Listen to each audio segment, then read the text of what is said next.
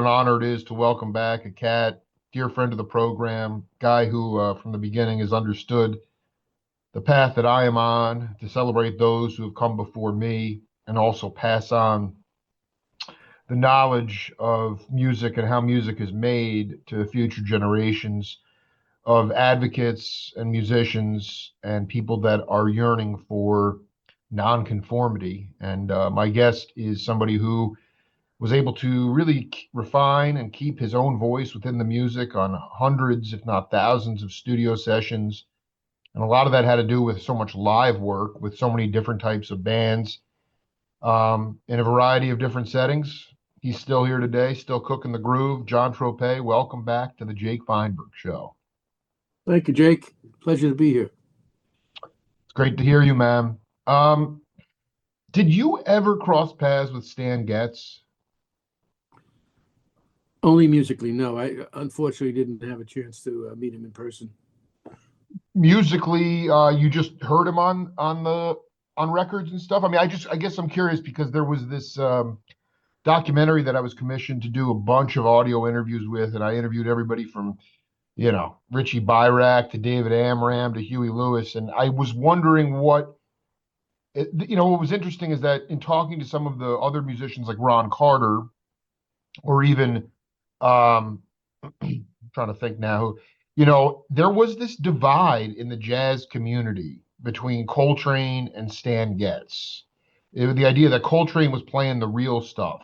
He was playing true to form, where Stan was the pretty boy and selling out. And most of the guys who played with him completely knew that Stan was a genius, and Stan and Coltrane had mutual respect. I just wonder where you were at that time, and if you were, turning up to Liebman said it to me. He goes, I was a rock and roll guy. I was turning up to 11 when that bossa nova, that was sleepy to me.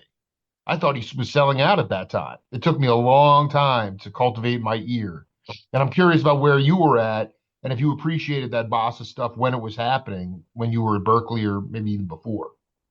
I always appreciated bossa and Stan Getz, and I never felt that he was selling out. I think everybody has the right to perform and develop the music in their own way, go up the road that they want to go up. So it's not a comparison to compare Coltrane with Stan Getz. No more than you could say who's the better guitar player. When you get to a certain level, there's no better guitar player or no better musician. You do what you do, I do what I do. And maybe I do certain things better. Maybe you do certain things better. It's as simple as that. So I think people's egos get in the way when it comes to. Well, I was thinking more like from the press's point, the journalists, the people that were writing about it. I'm not sure if you were ensconced in that. There was definitely this thing that was done by the press, But in any event, those two guys had a huge amount of mutual respect for each other. Did you have a chance to see John Coltrane ever live? Oh yeah. I mentioned that in our last interview. I refresh my memory because where was it? Was it and what period of time was it in? This would have been 1965 into 66 because I saw him 2 or 3 times at the Jazz Workshop in Boston. And as I mentioned before, when I went to Boston, I didn't consider myself a jazz musician. I considered myself a guitarist in study, And so the first time I went to see Coltrane, I didn't understand it. I thought he was just playing completely avant-garde and it had no structure to it. But the second time I went, I was friends with Ernie Watts. We had a band together. Ernie was a terrific. Oh my God, dude! You and Ernie are like my soul brothers. I freaking love this, dude. You guys were like the first cats at the Schillinger house, man. Well, yeah, I think it was. Yeah, he was there before you, maybe a little bit. I don't know. No, he was there when I was there. He was there the year it wasn't the Schillinger house at that point. It changed to Berklee School of Music. Dang. And so you went with Ernie, yeah. Ernie and I played in the same band, and I loved him. I think he was to this day one of the The finest the music, the tops, man, tops, top of the tops, top of the top. top of the tops. I mean, he's right up there with Michael Brecker, in my opinion. Absolutely, man. No, Ernie, you listen to the stuff he did with Groove Holmes and Dick Burke on Pacific Jazz. I mean, you going back to the Charles Kennard. I mean, Yeah. and that's just a sliver. I'm not even talking about all the stuff he did as a leader. But at the time, there was nobody. I mean, he was right there with all the other cats. Yeah, he sorry, I was closing my door. That's Um, fine. I mean, he flies below the radar, but the dude. I mean, he's just that Native American spirit, the burning quality, totally original. I can't. Who was in that band? in the band that he played with me Yeah, yeah, yeah, yeah. was Bob Hatch on B3. Uh, the drummer was Eddie Doran. I met him with the Three Degrees, Oh my but he came from gosh. Quincy, Mass. Uh, and me, of course, there was no bass, and Ernie and a local tenor player, Italian fellow, and two singers. It was basically an R&B band, R&B. I dig. Yeah, I dig. Yeah. and but we would get in trouble all the time because I was playing jazz tunes in between the you know, Jack McDuff tunes and stuff like that. Because Mm, that that that year I met George Benson and Jack McDuff. We we went to, we went to Lenny's on the Turnpike to see him, and I got friendly with both of them. But Jack showed me how to rewire my B2 at the time to get more power in the left hand bass. Anyway, so there's a lot of things going on at the same time. And funny story is there was a guitar player named Tim Hayden, and he was from Washington D.C. area, and I was across the street, one block over in the dormitory, and it was one of those dormitories that like used to be a factory of some kind, and I was on the first floor, but that was 12 feet up, the first floor, right. and it's about 2 o'clock in the morning, and I hear something hitting my window, and it's the kind of windows that went right to the floor, Sure. and I look out the window. I raise the window up, and he was throwing rocks at my window to wake me up. And he says, "Tropea, I finally found somebody who's faster than me." He was one of the fastest guitar players I've ever met. And standing next to him was George Benson. Oh my gosh. What is it, He 66? 60, yeah, well, either the end of 65 or into 66. Mm-hmm. Mm-hmm. And we would do a lot of jamming together because he was one of these guitar players that played. If I played a C scale, it would be up and down the six strings. If he played a C scale, it would be from the nut, the third fret, all the way up to the eighth fret. So it not only was fast, but it looked faster than it really was. Right, right. It was deceptively fast to the Yeah, eye. exactly. And he was a great Hmm. drummer. I love the way he played. He liked the way I played. I liked the way he played. But so George is there. So I said, "Wait, I'll be right down." I come down, and the next night is when I took the band to see George with Jack McDuff, and that was the beginning of my friendship with George. And then when George left, I got friendly with Pat Martino, only not as much. I don't know if Pat was really that into me, but George and I were good. We were decent friends. One day I went Yeah, to both of those guys, I'm so glad you brought them up, man. I mean, George is obviously still with us, but I'm sure Pat loved you dearly. He was, you know, I have to ask, I have to go back. Well, first of all, I want you to finish this. Train was completely non-relatable the first time you saw him. Then you went back with Ernie, and what happened? so at that point, Ernie said we got to do a couple of train tunes. So he taught me Naima, and we would do Naima as a duo. Oh, that is so beautiful, man. And Damn. this is Ernie. He said we're not going to solo on it because the song is so beautiful just the way it is. So we didn't solo on it. There was nothing. except to play it as well as we could as a duo. And I forget that was I think that was the only two song. There might have been one more that we did, but I'm not sure. But he schooled me because he was much more adept at jazz, where I was more like an R&B popular kind of guitar player. And so I spent two years with him. The next time I went to see Train Yeah. was in the late spring, I believe, of the next year. Then then all of a sudden, I started to say, "Oh, now I see where he's coming from." I not that I could play it, but it wasn't just quote avant-garde to me or free music. He was playing under a certain structure, which I couldn't put my fingers on all the time. Then the third time I saw him, I was pretty much at home.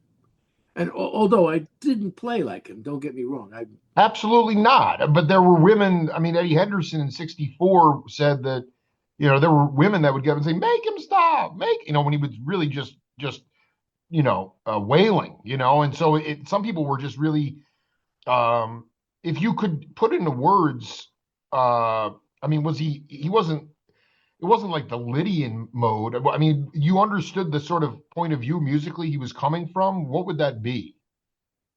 no, he was coming from some type of scales, but I couldn't tell you. Indian scales. That's right. Yeah, that's what it was. Yeah, more East Indian stuff. Yeah, I mean he was exploring stuff that I knew nothing about. I mean, I'm coming off changes. Maybe Dorian, you know, I was aware of Dorian, Phrygian, those the basic modes. But to me, I would translate those to chords. Dorian mode would be like a D minor nine. Absolutely. Uh, uh, but he was somewhere down the road from that.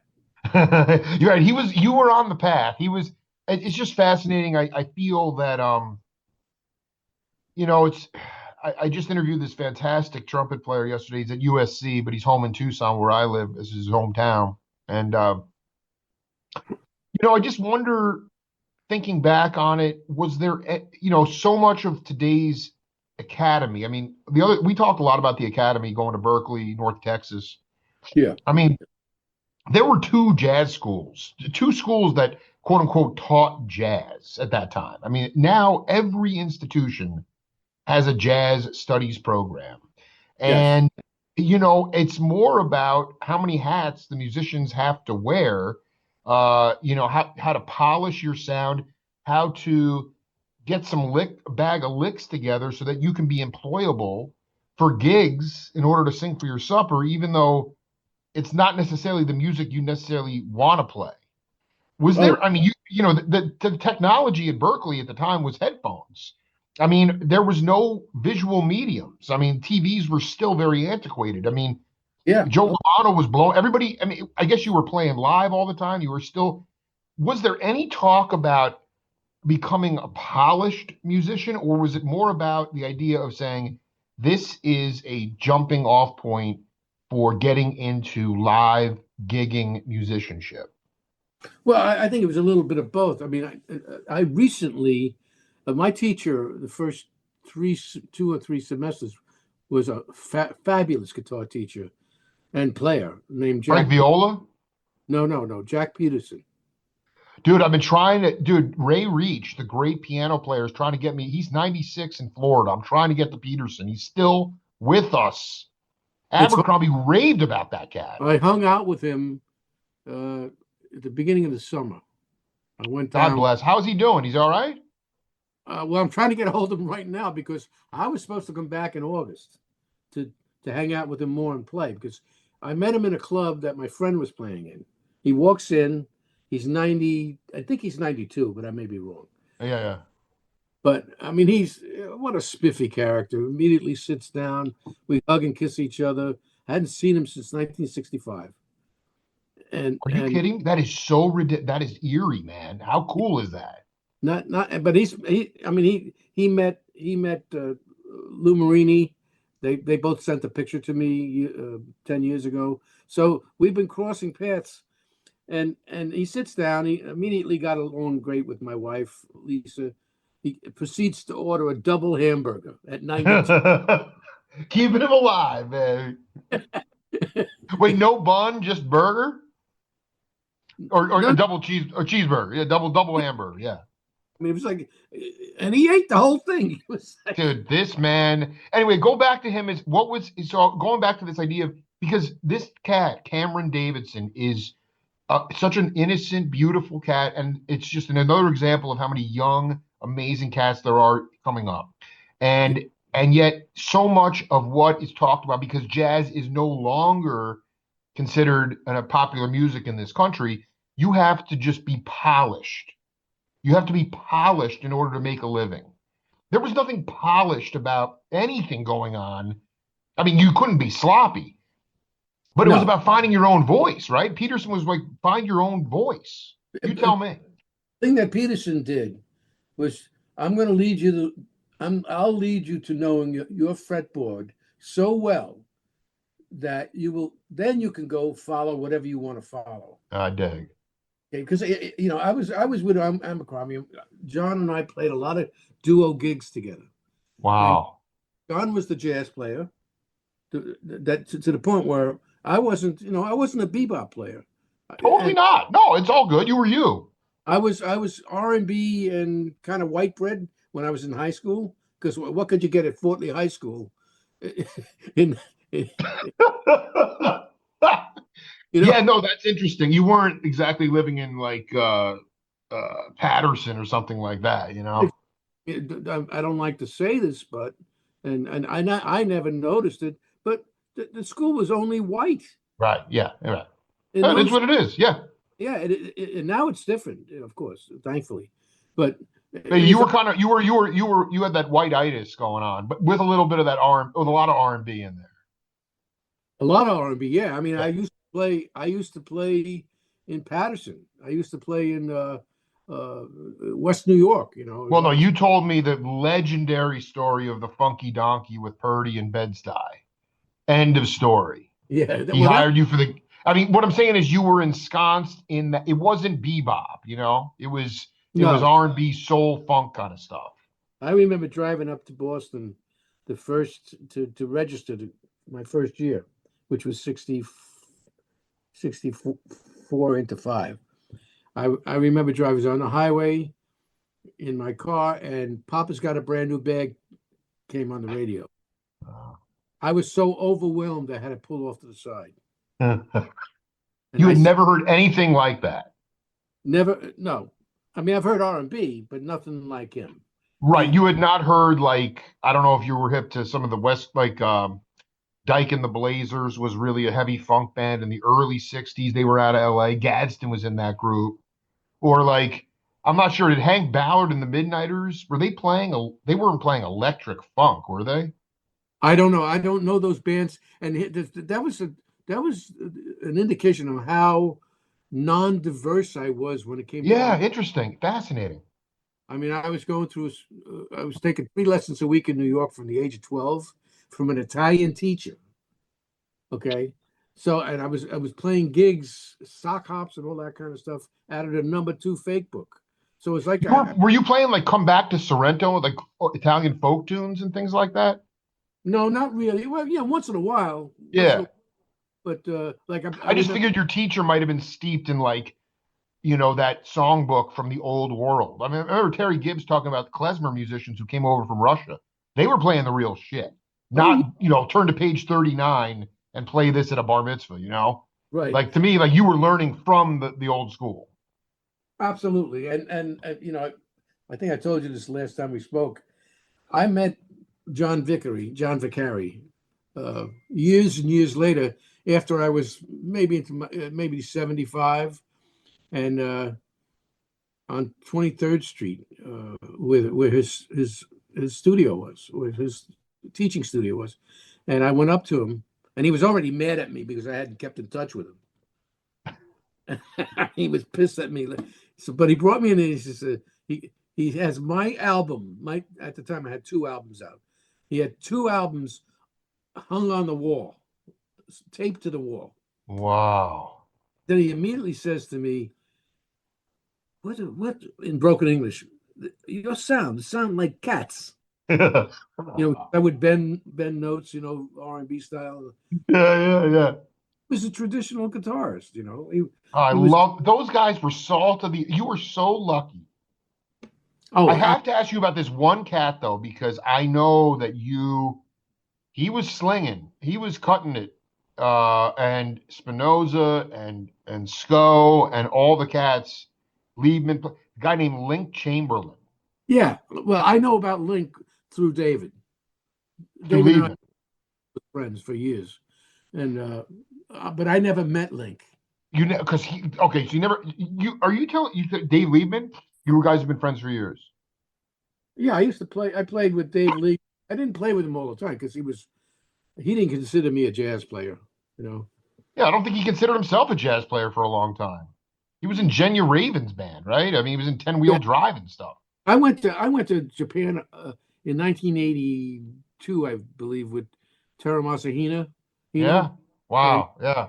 when I met David, I actually met him on the album that we all played on, and it was me, Lenny White, him, Dom Ramal, Leon Pendarvis's wife, and another piano player who's since died. I forget his name. Great player. Anyway, that was my introduction to playing with these guys, and they were playing. It was basically an R&B record, but it was a lot of jazz in it, and David was taking it out. So was Lenny. I'd look at Lenny and say, joking around, "Where's one?" Yeah. He's Where's the one, dude? Wait, but you're saying that was 82. You're an interesting, your story is interesting because, you know, while those guys in the, they were ensconced in the loft scene and that very angular jazz scene in the late 60s, early 70s, Liebman, the Jewish saxophone mafia, Lenny, Chick, Dave Holland. And yeah, there you are in Jersey, kind of ambivalent, getting calls and driving rainstorms to come into Inglewood Cliffs or to come into a session for Diodato. So you got ensconced with CTI. You really became a studio cat. And would you say that somehow that within that you didn't consider yourself a bebop or you weren't, but when you no. started to get really hot in the studios in the 70s, do you feel like your jazz chops or whatever jazz means to you, you cultivated that more? Oh yeah, I did get better. Yeah, I did get better. I always wanted it. I love bebop. I mean, I just, Of course. it's just that I never grew up with it. When I met Benson, and he left, and we fell out of sight from each other. He wasn't a studio musician. He didn't even Sure. read. Right. Okay, so he went on. He went and started his own band with Lonnie Ron. Smith. Yeah, but also other people too. His own band, but they were playing. They were playing that music for years and years. Where I went into the studios, so I I, was, I didn't. I think had I played in the same environment that he played, I might have been much more developed as a jazz player, which I am now. I'm kind of I call it half jazz because I'm R&B and jazz. You know. well, we're just having a ball here. So great to reconnect with John Tropea. The other, would you say that, a guy that's been in my heart, we lost him maybe last year, 2 years ago, but you remind me of him so much. I mean, he's a little bit older than you, but this guy was raised by black musicians in Chicago and then obviously turned into a seminal player. And Hmm. you mentioned going down to Florida to see Peterson. This Yeah, guy was in Florida for a long time as Joe Diorio. I don't know him. You don't know Joe. No, I don't know him. I might have heard his name. Might have heard him Yeah, playing. he played a lot with Ira Sullivan down there. But I mean, okay, so the guy I wanted to talk to you about was the first time you crossed paths. I just connected with him last year. Was the big band leader David Matthews. Oh, I know David well. Yeah, Uh, how did you connect? Because he was in Cincy with James Brown. I mean, that Brown discovered him. that's how I James Brown records because But yeah, I know David since 1970, and we played a lot of records together. He was very into R&B and James Brown. He did a lot of dates, and also who was who was the horn player that was Brown's music director? Maceo. Maceo, but there was another guy that Oh, played Fred with Wesley, maybe. Fred Wesley. I knew Fred Yes. well, and So I Fred. want to say, I want to be clear. You heard Papa's got a brand new bag, and then maybe how many years later did you start to connect with the guys that knew James Brown, or did you never met Brown before that? No, I never met Brown. Period. Period. Yeah. No, because we would go into the studio and do the records, and then he would okay them and come back in and do his thing. Overdub the vocals. Yeah. Right. Right. Well, that was the first year at college. So when I went up there the first year at college, I quit in my end of the second year. So about a year later is when I came 77. 67, I believe, is when I got married and moved back to New York, actually New Jersey. And that's when I started pursuing being a studio musician. Of course, I didn't get busy right away, but by 70, 71, I was doing a few dates a week. I want to be clear though. This is so important. What was your first? Were you doing jingles and suds? What was your first sort of credible date, record date, where maybe not sure if you were even listed on the accompanist credits? I know the Diodato session, but that was 1970, 71, That was and you 70. were there 68. Yeah, I the first record that actually, there's two records. You might not know one of them, but the other one you'll know. Everybody Plays a Fool. I think okay. Everybody plays it for the who was the leader on that? That was if you say the name, it was Bert DiCato did the arranging.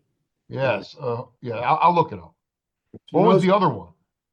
the other one was The Glass Bottle was the name of the group. It was backed by Coca-Cola Bottling Company, and that was recorded in New York by New Jersey producers. Those were the two records that before the 70s I played on that were hits. Everybody Plays the Fool is a song by the Main Ingredient. The Main Ingredient, right? A great freaking band. Great band. Yeah.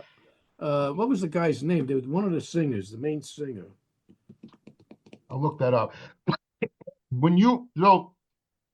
I wanted you to talk a little bit about this is so important.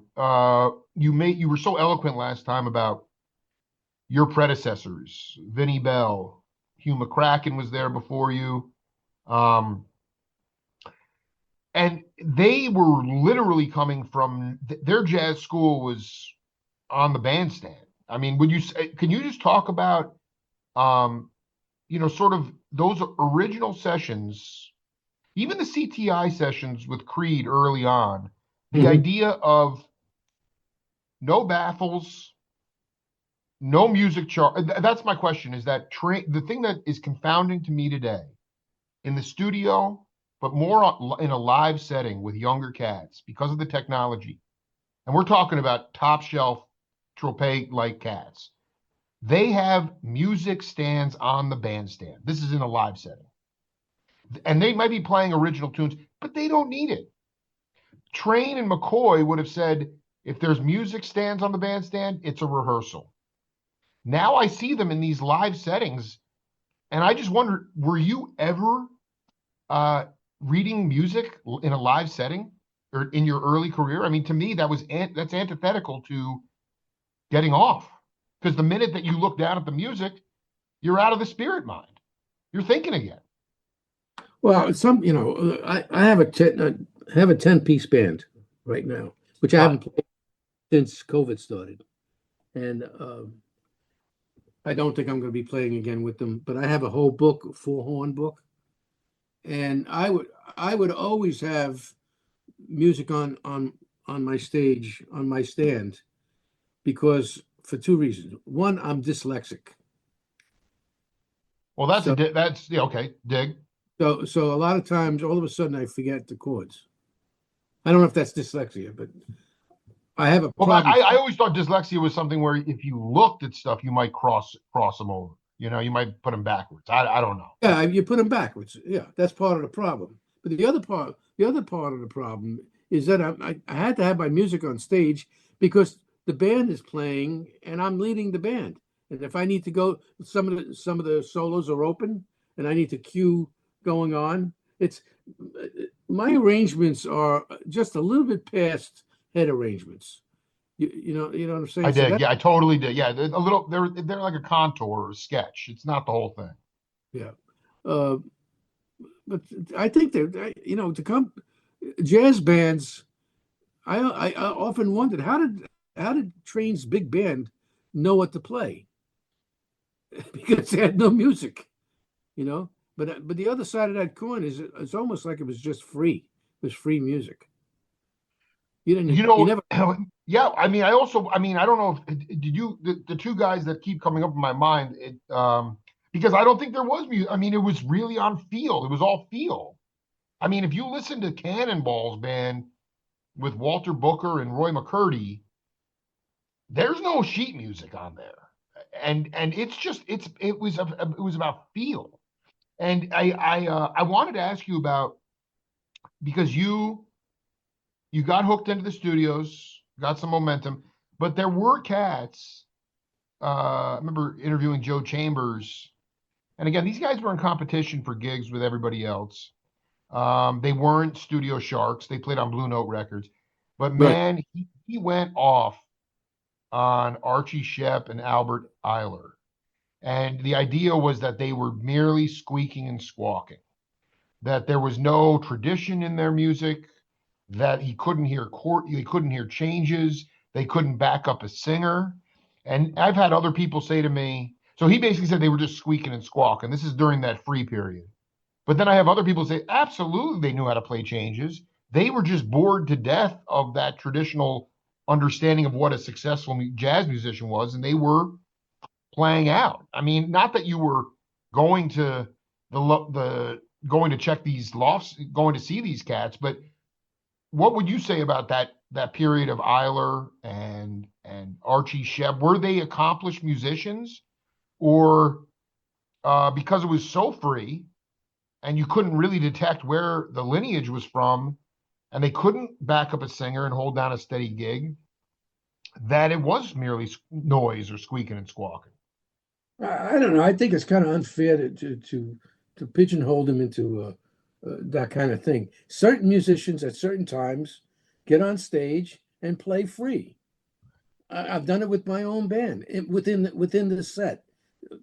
I'll drop the whole band out, and Lou and I will play completely free.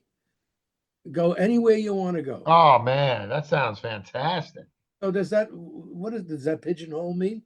I'm No, not but I mean, you're obviously like you're within the form of a tune, and then you decide to be creative and go out and just be free.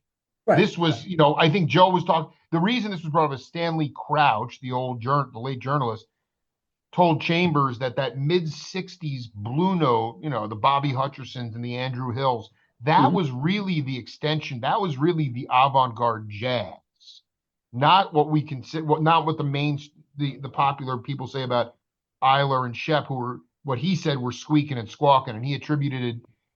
Crouch said, there was tradition in that Blue Note music.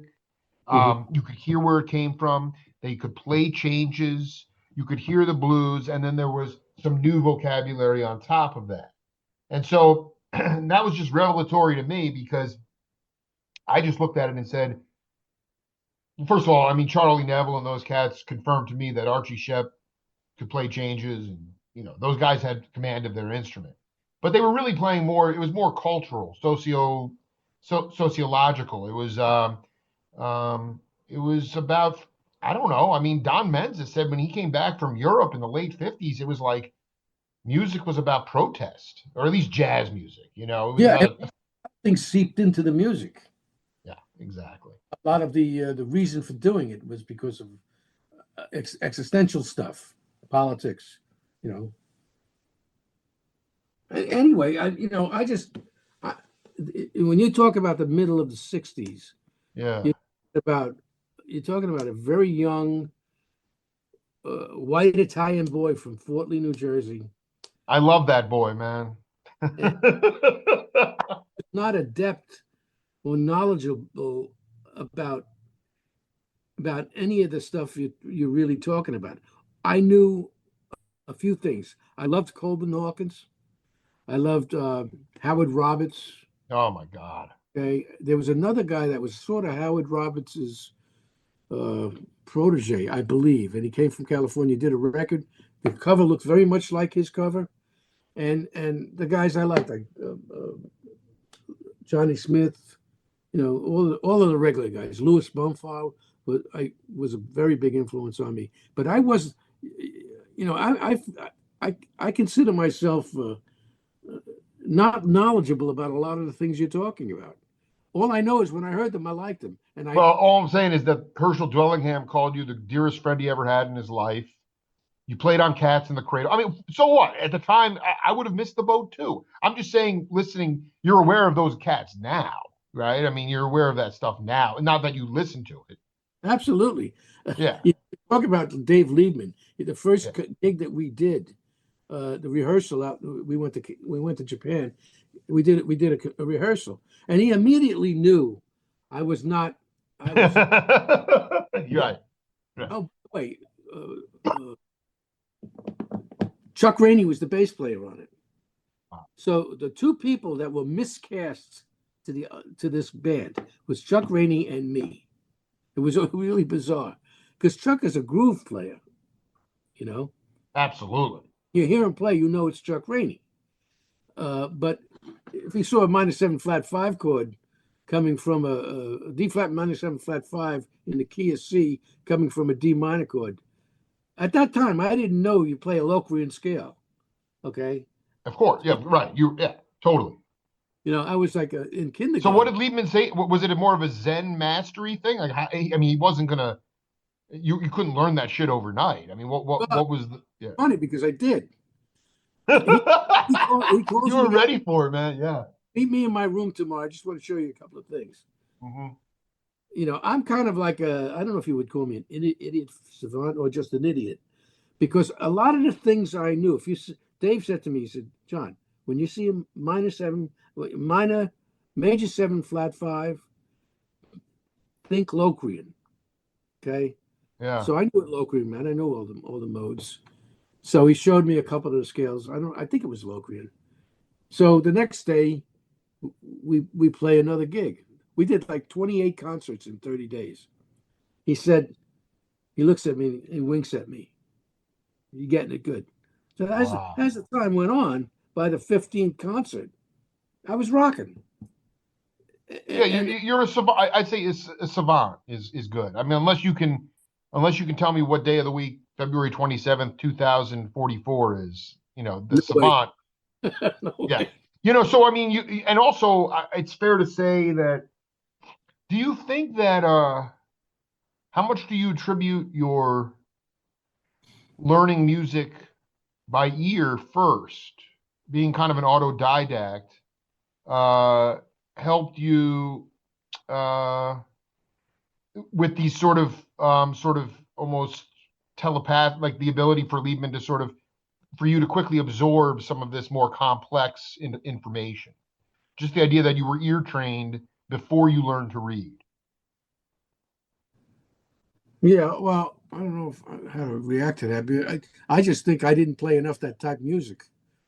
Absolutely. No, totally. You were, I mean, I'm going back. What were you playing like Italian weddings with this? By the way, the teacher was the one that you saw years later. He was pissed you didn't stay in touch and he had your albums on the wall. Is that right? Yeah, yeah, yeah. Okay. So what kind of gigs were you playing? So in those days, I was playing. You remember a group called the Royal Teens? You were in that band. No, I was never in that band. They, Okay. when I was around 13 years old, I used to play at the PAL in Fort Lee, and it was a Friday night, and it was the young kids would go there and play. There was a couple of older musicians, one of which had a son who played guitar. He was a very good player. His name was Billy Dalton, and he was with the Royal Teens. You remember Short Shorts? Sure. That was that band. Wow. And Wow.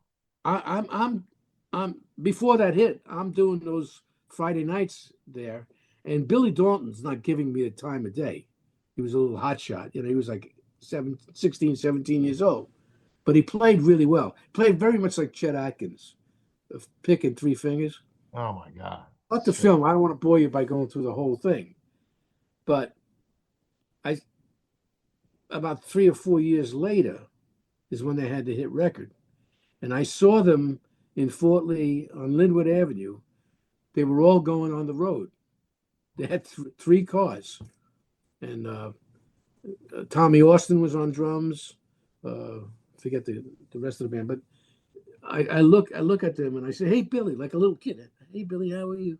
And I Yeah. said to him, "Man, that's what I want to do. It was my dream to be in that car with them." You know. I love this. You know what? That is as good a story. I mean, that's cooler than anyone being ensconced in, I mean, maybe short of, running into James Moody and Dizzy Gillespie and learning under them. I mean, that to me, that's what it's about. It's about boyhood dreams. And it's about, and then you realize those dreams. Yeah. What was the R&B band? That was the thing I wanted to ask you about. Because once you got rolling in the studios, obviously everybody had their own. Obviously you're super still close with brother Steve Cropper and those cats. But I want to ask you, did you outside of New York, did you have you? I'm just going to read these off. Have you ever had experiences at Muscle Shoals, Stax, Yeah. Capricorn, and then talk about maybe your first memory of going to the West Coast to record? Well, I I had I did muscle shows with the Blues Brothers 10 years ago. Oh yeah. So that wasn't in my developmental years. I was I think it was some kind of anniversary. It was a Stax anniversary, and we played there, and it was great. Uh, what else? What else? I'm sorry. What else did you ask me? It was so no, it was Muscle Shoals, Fame Studios down there with the Swampers. It Oh, was I never did any recording in Muscle Shoals. Never did any recording except for Nashville. that thank you Nashville, where because those cats.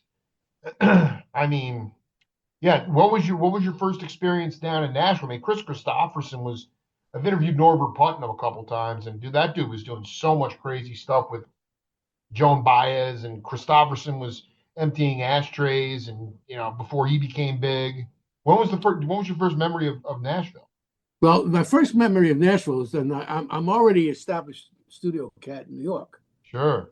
Now I'm starting to arrange for jingles and records. This is maybe 76. As I at the Yeah, same you time, were on fire. There was nobody hotter than you in like 77. Yeah.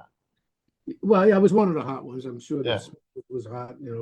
But anyway, so I'm doing the records, and I did this humongous. Remember New Coke? New Coke. Yeah, They no. they Yeah. changed they changed the formula for Coca-Cola. This was about Wow. nine, I think. Anyway, long story short, uh, I had to go to Nashville. I was the arranger producer on a lot of the stuff for Coca-Cola at that time. So they wanted us to go to Nashville to do the country spots. Because in those days, when you did a campaign, you did a generic campaign, R&B campaign, and country western campaign. I loved it. No jazz campaign. No, occasionally, yeah, there would be. Okay, but there was country and R&B. I love it. Yeah, and a generic one. So I did all of them that time, and we did a jazz arrangement of it, and Micah Benny did the arrangement. Wow. They didn't want me to do it because they didn't think I was jazzy enough.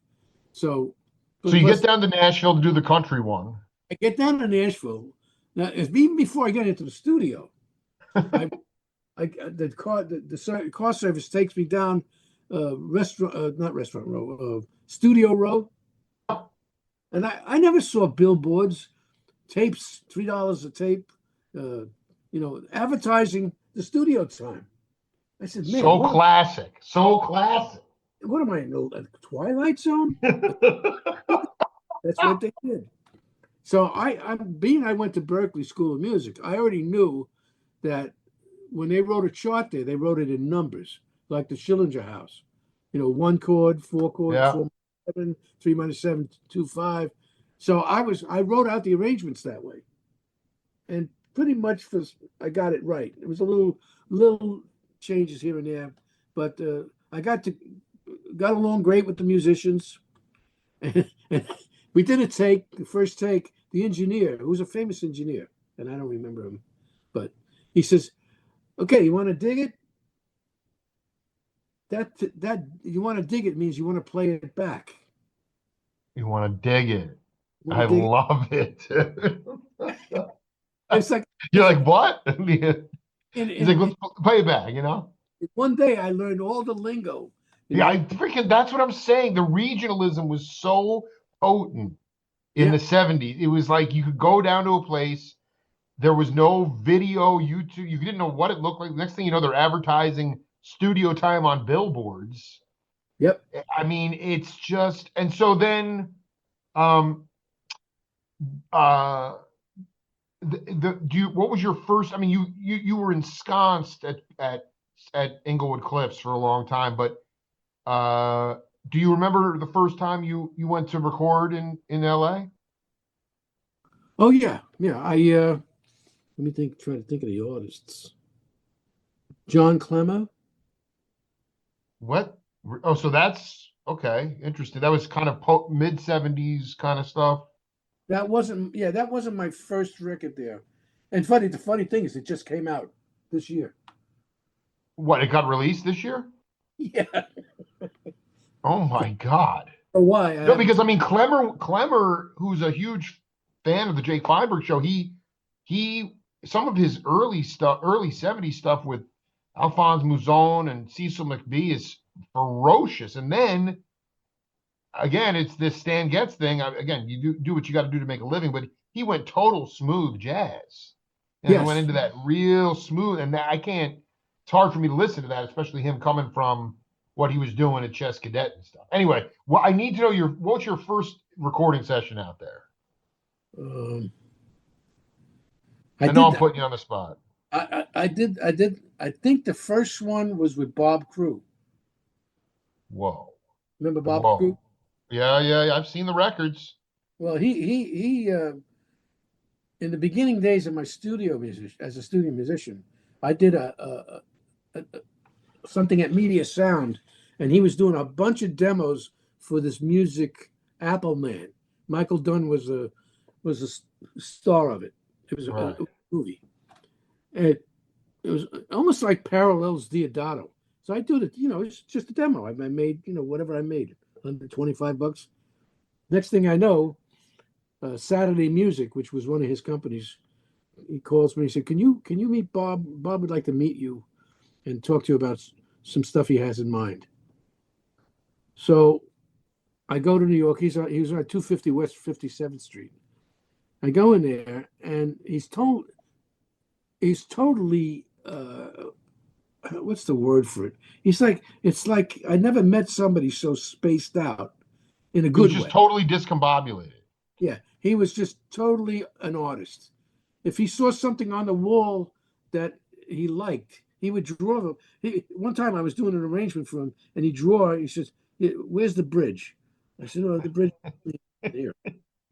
He draws clouds Right, on the right, string. right. I want the string parts to sound like clouds. Yeah, he was out, man. He was free, man. He was free as a bird. Yeah, and I said, "Bob, I think I know what you mean. Yeah, right. I, Right, exactly. I I thought I knew." love it. And we worked together for a long time. I learned a lot about music production with him. So he had you go to LA and do some work with the Wrecking Crew, maybe, or what was that about? I think it was we started a Frankie Valli record in New York. I played on it, and then he brought me out there to put strings and horns on some tracks. I actually wrote the tracks there. Wow.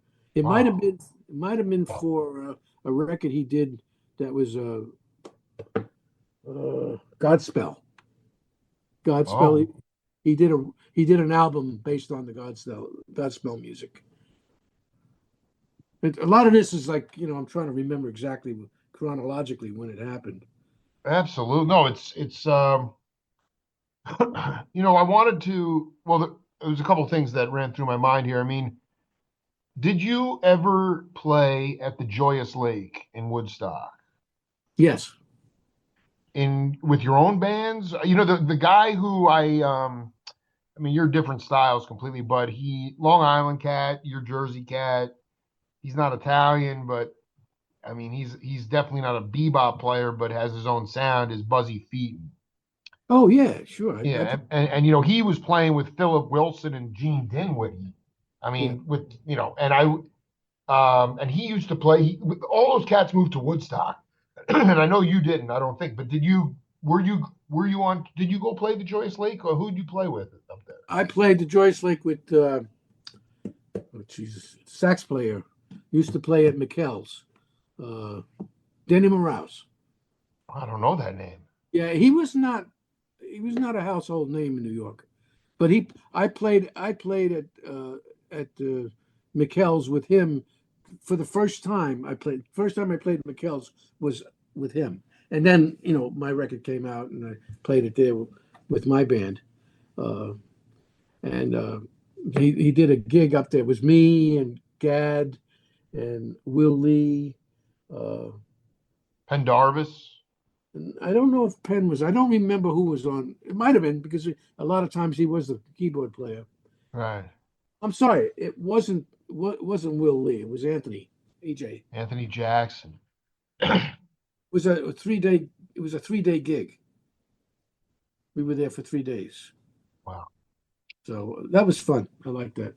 Buzzy Featon, one of my favorite guitar players. Oh my God, the Rascal. He was with the later iteration of the Rascals. He was with Dr. John, and Wow. somebody the other guitar player got sick. I had played on the record, and the other guitar player was McCracken, and McCracken had to leave for some reason. I don't remember whether he got sick or he had another commitment, and so Tommy LaPuma called me in to do it. Wow. So I had 1 or 2 days with Buzzy Featon, but I tell you the truth, I was a little intimidated with Buzzy. He Yeah. he was so certain things intimidate me, certain dates intimidate me at the time. Talk about that. What is it about? Is it just the idea of, because I think I endeared myself to him doing the same thing that we're doing, just doing exploratory interviews, and he actually was like, "Wow, this is different."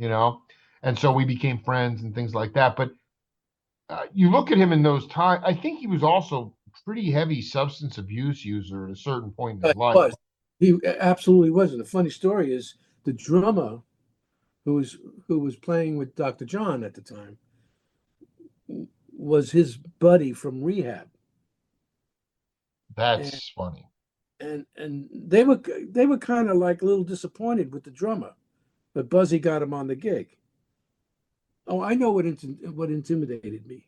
Yeah, You know, we're all insecure, so there were times where I was insecure, and sure. I, I don't know. Maybe he was intimidated with me. I don't know, but turned to me, and he said, "I think you better lower down." And Jake, I know when I'm playing too loud. You know, Exactly. Right. Right. in the studios, you get honed into that. So it's just one of those things. How do you? It's so interesting because insecurity reigns supreme in every human animal. Oh It's yeah, true. Um, were you like? How did you remain non-reactive to that? Not like you were going to go to blows with him, but the fact is, when somebody talks to you like an underling, and you know that you have the track record and the professionalism. I just would like you to talk to younger cats about not getting pushed off the block. I've been trying to push that on people a lot this year. Hold your own self respect, hold your dignity. I don't care if it's a musicianship or not. Do not let people push you off your block, period. You yeah. own that. And I wanted you to talk about how you learned to, in a non-reactive way, hold your ground when people would say stupid shit or try to throw you off your game or they were insecure. Yeah, no, it's a first of all, when you start acting insecure, somehow the signal goes out. Yep, you're darn right. You see it in animals, you see it in dogs. An Right. insecure dog, it's evident. So now I don't know Buzzy at all. I know his playing. I love the way he played. Okay. I don't know how he got to that. I wasn't experiencing his improvement. So to me, I think what I did was I just paid a little more attention to how loud I was playing. But I wasn't playing loud. So here's the problem. When you're insecure, and I've been insecure, it's amazing how I still made it. Because when you're insecure, it comes out and you're playing. Now the only thing I could say is maybe I was that good that even me at insecure was at a certain level. You know what I mean? This is profound. No, this is some of the heaviest stuff I've ever heard. I mean, yeah, you're right. You overcome whatever insecurity or ego or crap is going on, and you can still cut it. It's still there. You still get there, which is Right. really hard. And so when you talk about in your own case, on a bad night or for Tropea insecurity, is it like too much language, overplaying, or what does that look like? I mean, in terms of when it comes out and you're playing, or do you just back away and become a recluse? Back away. Interesting. Less assertive. When I just want to finish one story Please, yeah, please. with Dave Liebman. We do the 30 days of the month in Japan, and I continue to improve. And he told me on the way back, you're going to be okay. You sound great. Of Let's not forget, I'm still playing very good, very well as an R&B guitarist. course. It's not that I lacked in everything. It was just I wasn't I wasn't going to And take it. you weren't like a fluid fusion jazz cat. I mean, you were singing for your supper. Yeah, I wasn't an Al Di Meola. You know No, what I mean? It's no. just not who I am.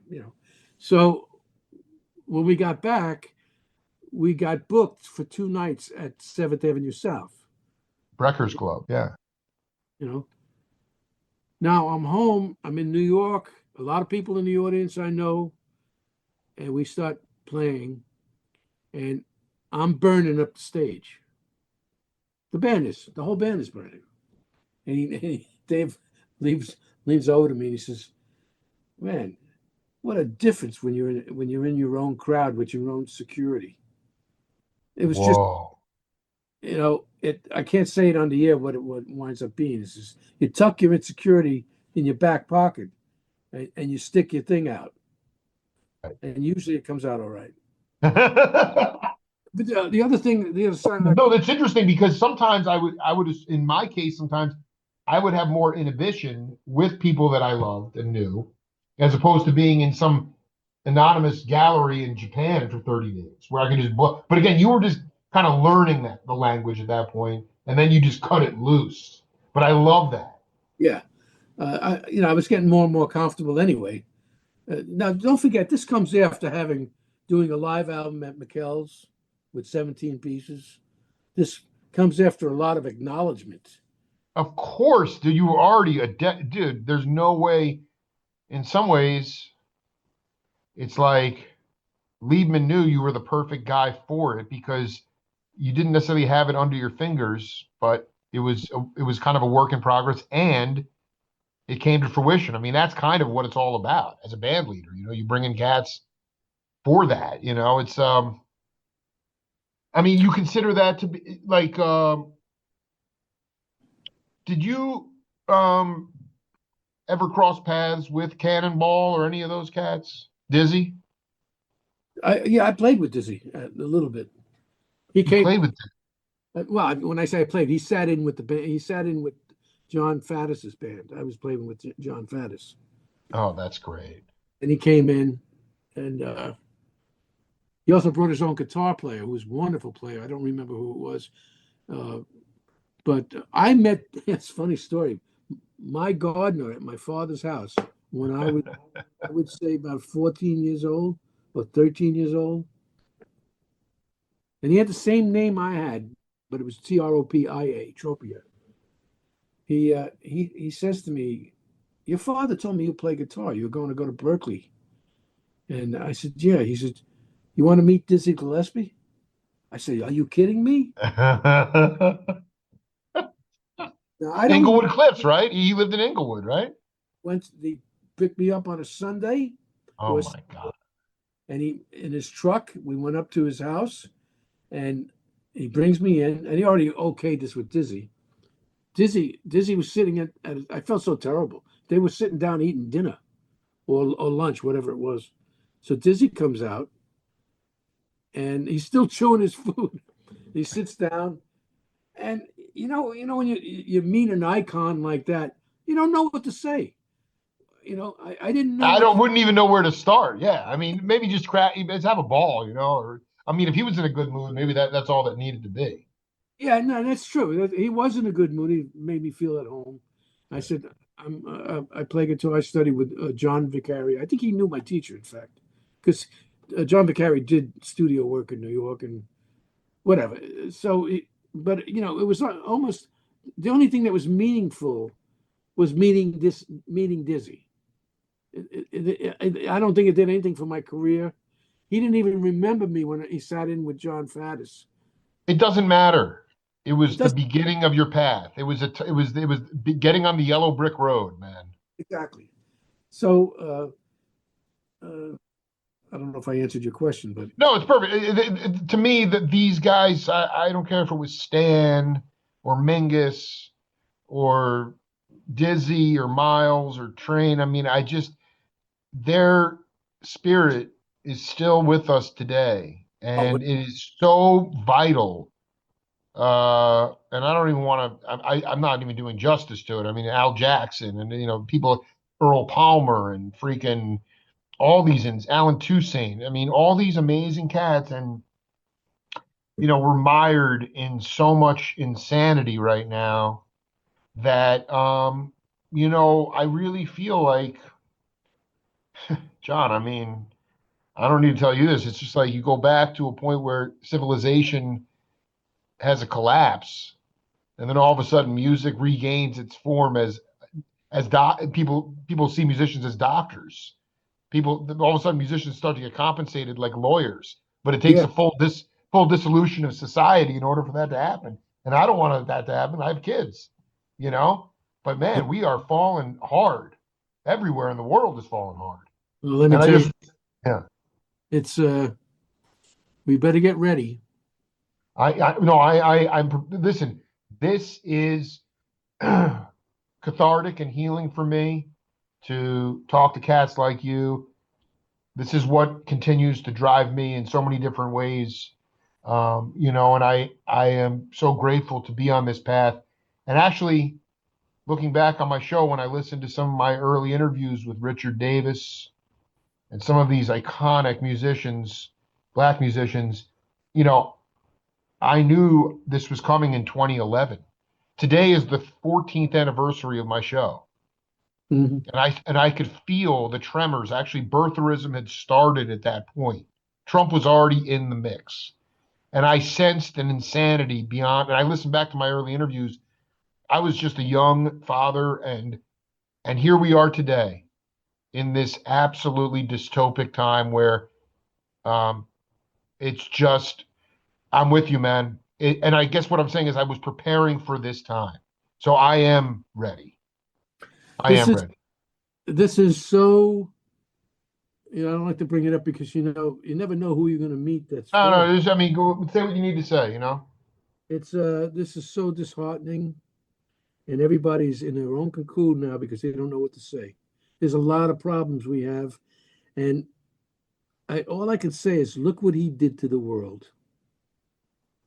I know. The Take a look at. contamination. Yeah, the toxicity of dialogue.